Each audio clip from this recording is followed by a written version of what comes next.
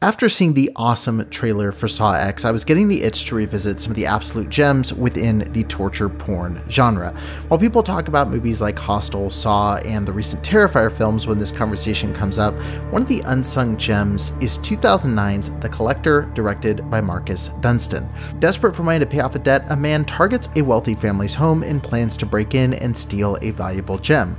He soon learns he picked the wrong night to carry out his plans, for a masked madman has gotten there first, imprisoned the family, and lined the mansion with deadly traps.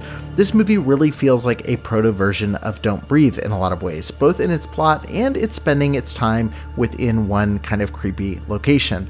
And like Don't Breathe, it does a really good job utilizing sound design and camera angles to create extreme tension. You feel like you're going to get caught just as much as the character you're watching. A perfect example is this incredible overhead shot where we see both the main character and our antagonist in the same frame, quickly covering the same ground as each other. The feeling that they will encounter each other at any moment is palpable. As is the case with almost any largely single location film, the cinematography can make or break it, and it truly helps make this movie here. I already mentioned that incredible overhead shot, but there's a million little moments that draw you into this movie in a great way. They're these little expertly crafted moments or shots that don't need to be there. They have the coverage they need, but they took the time to create these little intricate moments that really elevate this film.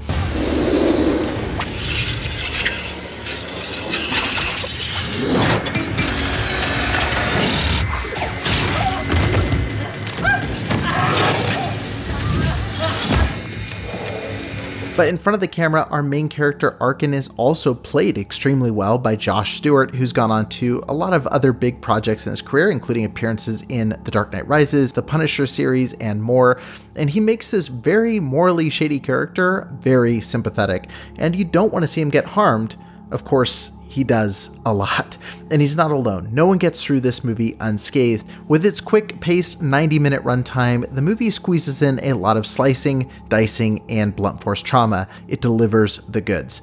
Beyond the big, elaborate, gory set pieces, the movie's power, like many of the best within the torture genre of films, is in its use of small moments of pain.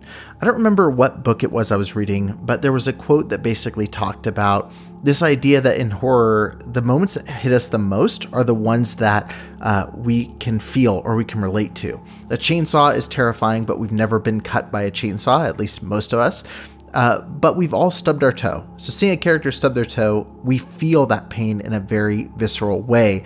And I felt that way in the on-screen violence of this movie. Everything that happens to our characters, we've experienced a small sliver of. Well, I shouldn't say everything that's happened in the movie, but a lot of moments that happen within the movie, we felt in very small ways. So for example, we have all cut ourselves with a razor of some sort or hurt ourselves while we're shaving.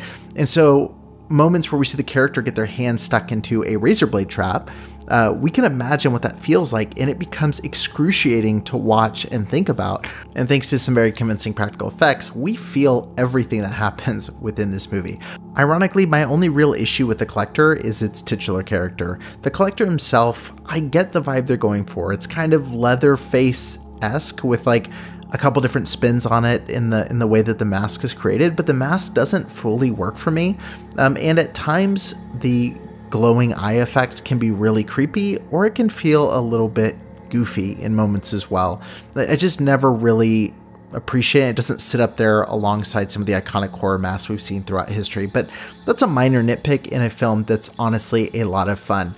If you enjoy movies like Saw or Hostel and you have not yet seen The Collector, I highly recommend that you check it out. It's well worth your time.